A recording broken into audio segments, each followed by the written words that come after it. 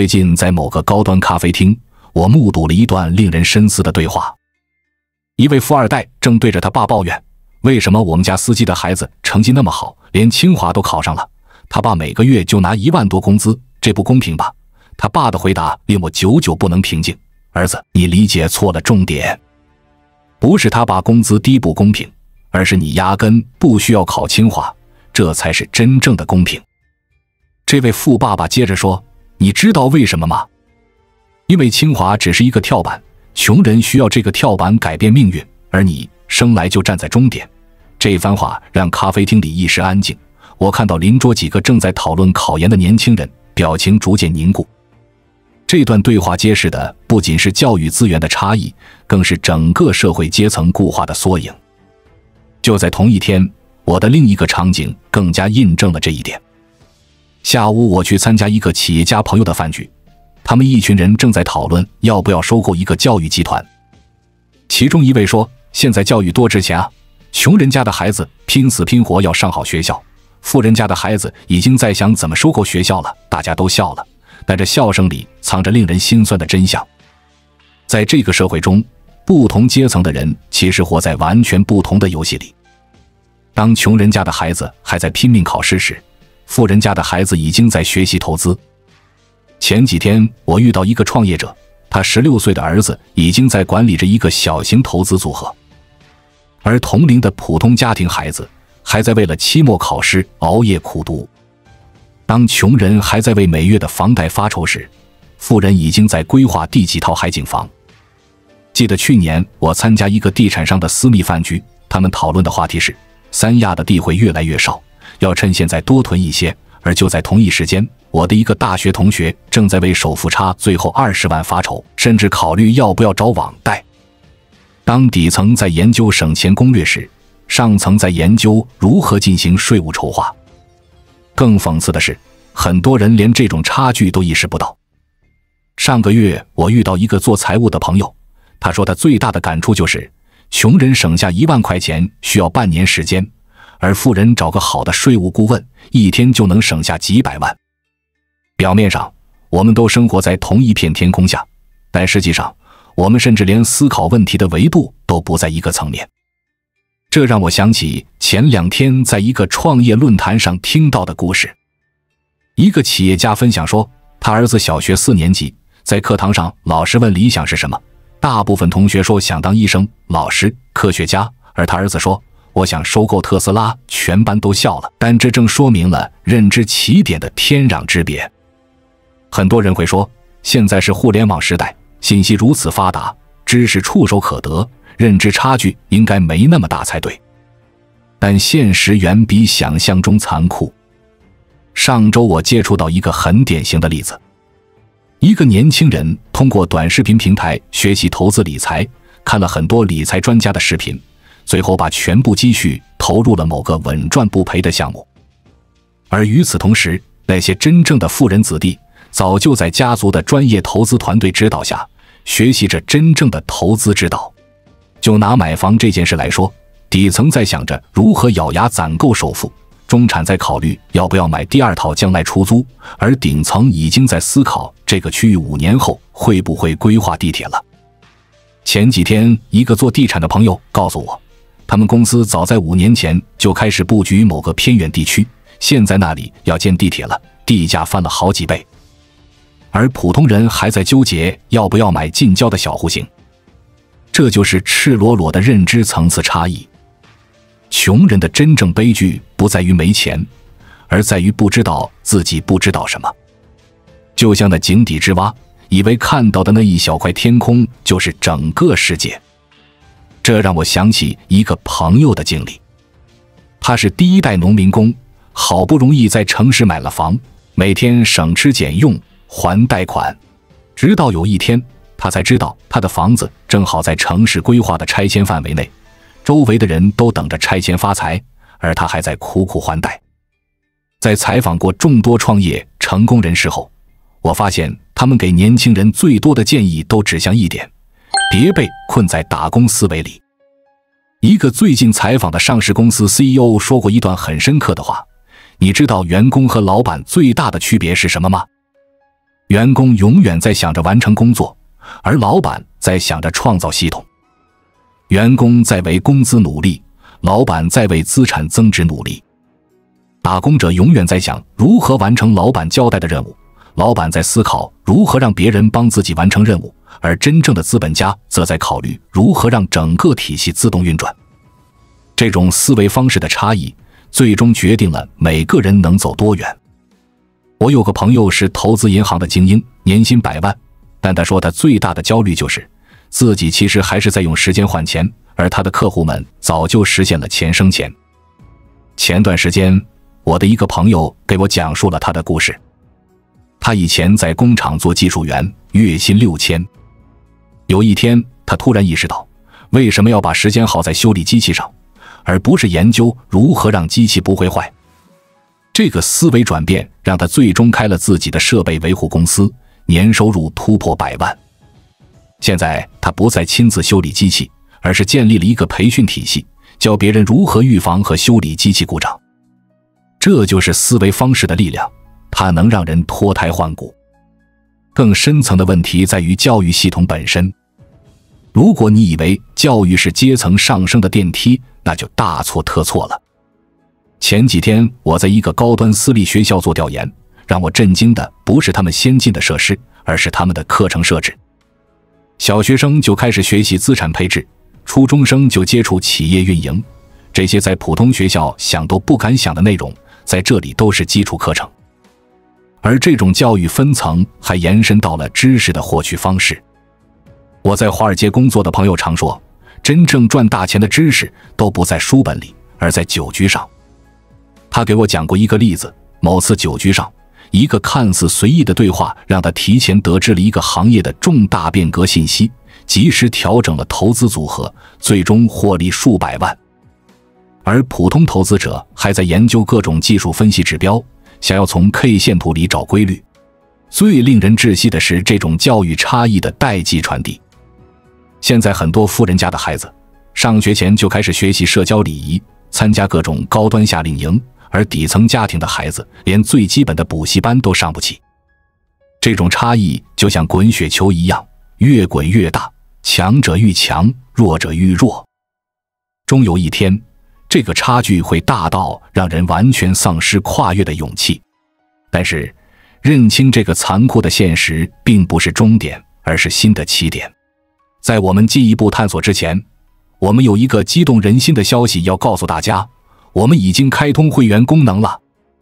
现在，您可以加入我们的会员大家庭，享受会员专属影片和更多独家内容。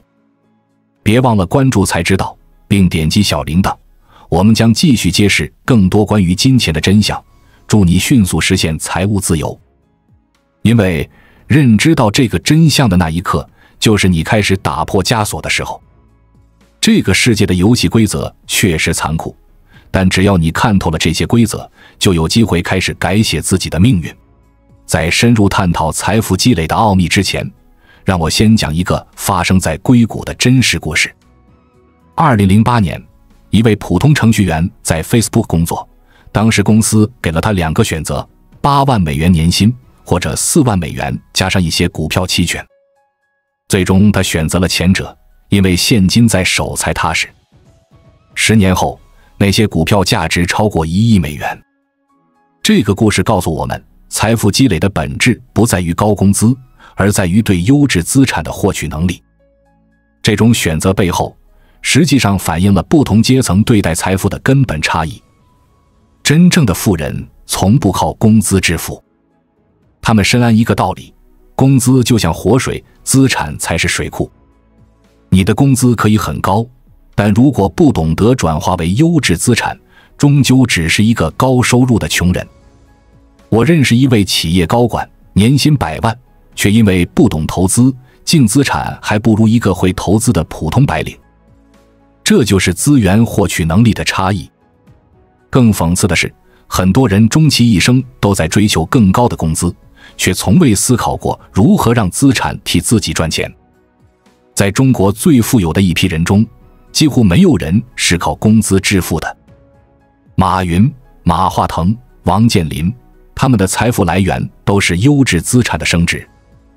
即便是柳传志这样的创业者，真正让他富有的也不是联想的工资，而是持有的公司股份。这就是财富积累的底层逻辑，优质资产永远比高工资更重要。那么，如何提升获取优质资源的能力？关键在于培养机会识别能力。贫穷的人看到贝壳只觉得好看，而富人却能预见它未来可能变成珍珠。2015年，很多人还在嘲笑比特币是骗局时，有些人已经洞察到了区块链技术的革命性潜力。当大众还在为房价高而犹豫不决时，有些人已经在布局未来的地铁沿线。这就是视野的差异，也是财富的差异。前段时间，我采访了一位资产过亿的投资人，他说，99%的人都在追逐已经明显的机会，而真正的财富机会往往藏在别人看不见的地方。他给我讲了一个例子：2003年，大多数人都在担心 SARS 对经济的影响，而他却看到了网购将会改变未来的商业模式，于是重仓买入了当时还不被看好的电商概念股。10年后，这个决定让他的资产翻了几十倍。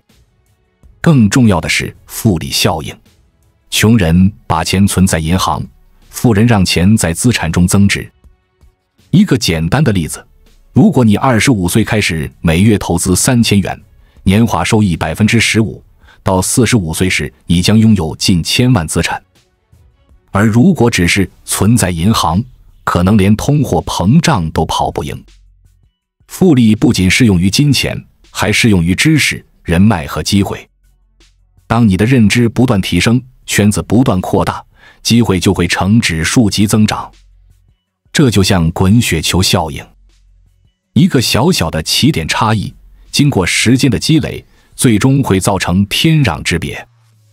我认识2个大学同学，毕业时都是月薪3000，一个选择把每月节省下来的钱投资学习和个人提升，一个选择把钱都花在当下享受。10年后，前者已经创办了自己的公司，而后者依然在为每月的房贷发愁。说到这里，很多人可能会问，这些道理我都懂，为什么还是无法突破？问题在于社会运行有其隐秘的法则，就像一个无形的手，不动声色地维持着现有的阶层秩序。我们经常听说某某白手起家的创业者，但很少有人知道他们背后的资源网络。一个表面上的个人奋斗故事，往往隐藏着复杂的社会关系支持。最近我接触到一个创业者，表面上看是白手起家，但深入了解后才知道，他的第一桶金来自一个偶然的机会。大学时期认识了一位富二代同学，通过这个同学接触到了第一个创业项目的投资人。这不是说他的成功不是靠实力，而是说在合适的人脉和资源的帮助下，他的实力才得到了最大程度的发挥。这种阶层固化的机制体现在方方面面。优质的教育资源向名校集中，优质的工作机会向民企集中，优质的人脉资源向权贵集中。这不是阴谋，而是社会运行的自然规律。就像水总是向低处流一样，资源总是向优势群体聚集。权力和财富之间存在着强大的正反馈，有权就能获取更多财富，有才就能影响更多决策。我最近参加了一个私密的高端饭局，让我深刻理解了什么叫睡在同一张床上，做着不同的梦。当我们这些普通人还在为几万块钱的投资机会斤斤计较时，那些真正的富人已经在讨论几个亿的产业布局。他们的信息源、决策圈、资源网络都是普通人难以想象的，但这并非无法突破。历史上总有人能够打破这种固化。他们的共同特点是深刻理解了社会运行的底层逻辑，比如理解到商业的本质不是卖产品，而是洞察人性。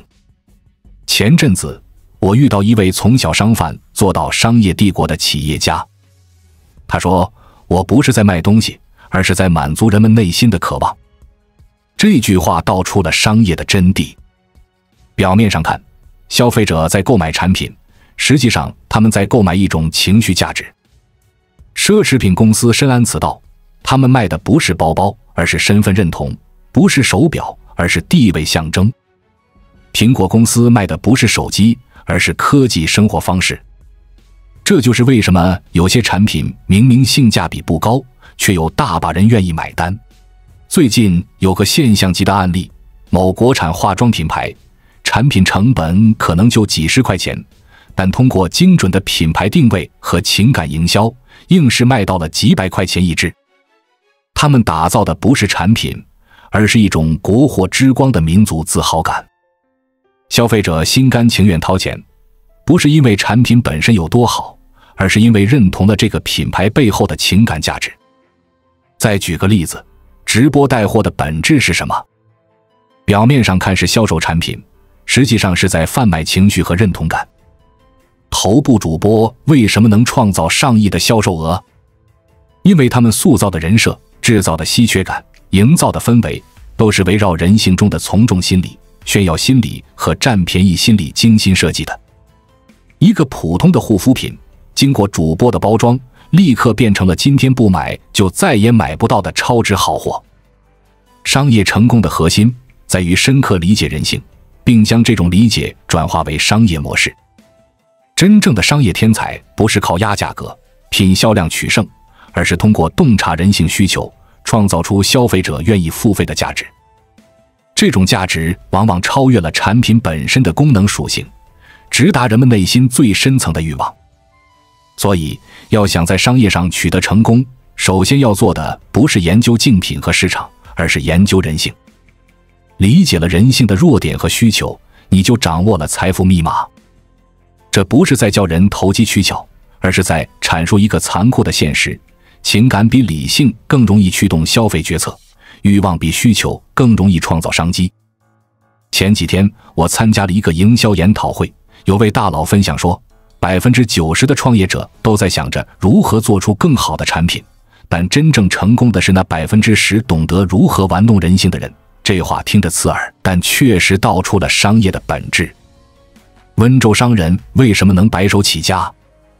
因为他们深谙人性，知道如何用营销故事和情感共鸣来销售产品。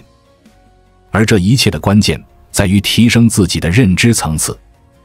当你的思维还停留在产品功能层面时，别人已经在研究用户心理了；当你还在纠结定价策略时，别人已经在设计情感营销了。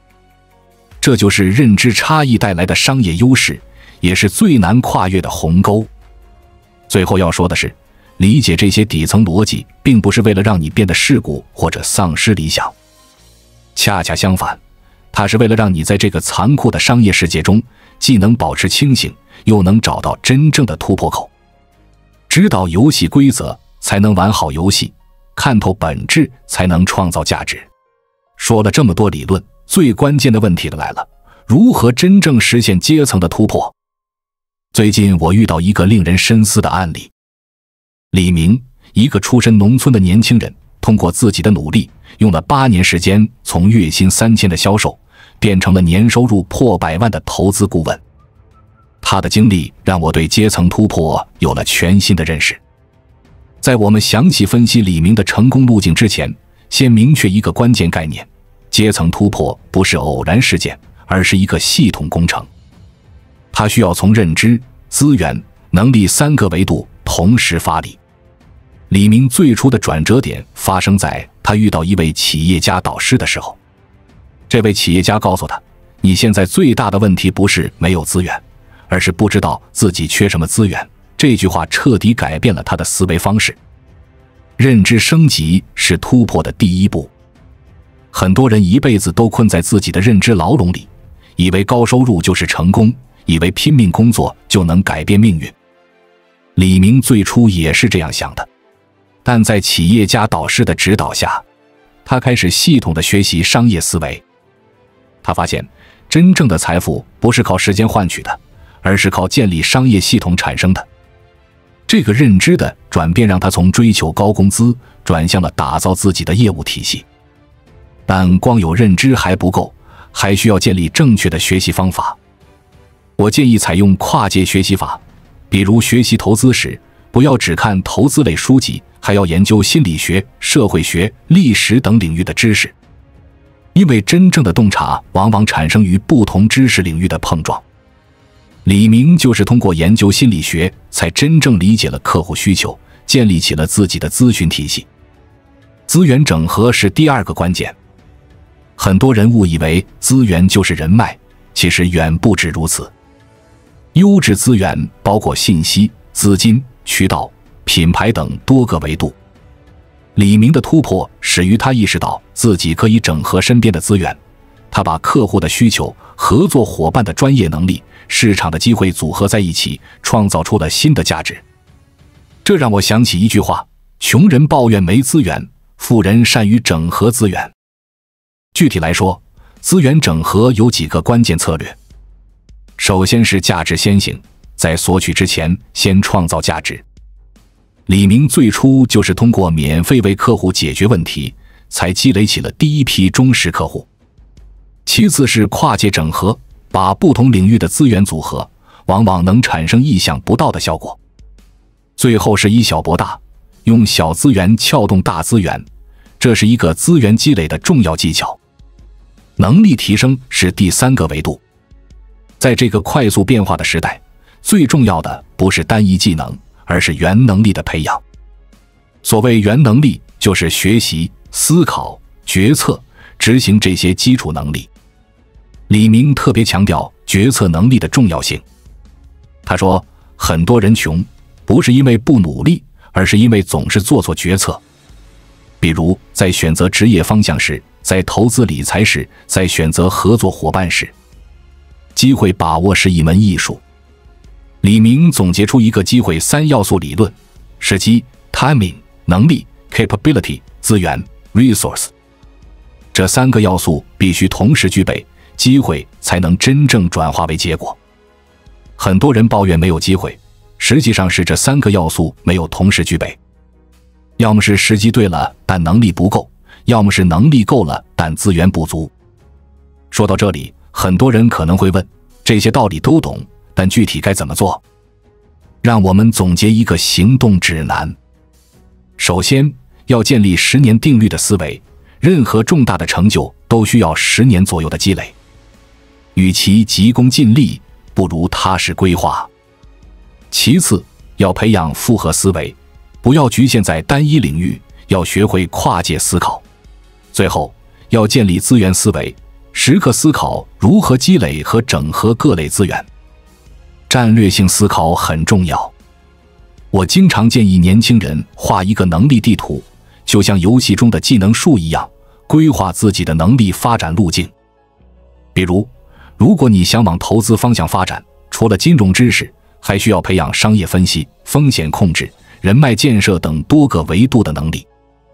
展望未来，我们正在进入一个前所未有的机会时代。技术革新、产业变革、消费升级带来了无数的机会，但机会永远青睐有准备的人。就像李明说的，机会不是等来的，而是通过长期准备后让自己配得上它。如果要用一句话总结整个阶层突破的核心，那就是升级认知、整合资源、提升能力、把握机会，四者缺一不可。这不是一蹴而就的事情，而是需要持续积累的系统工程。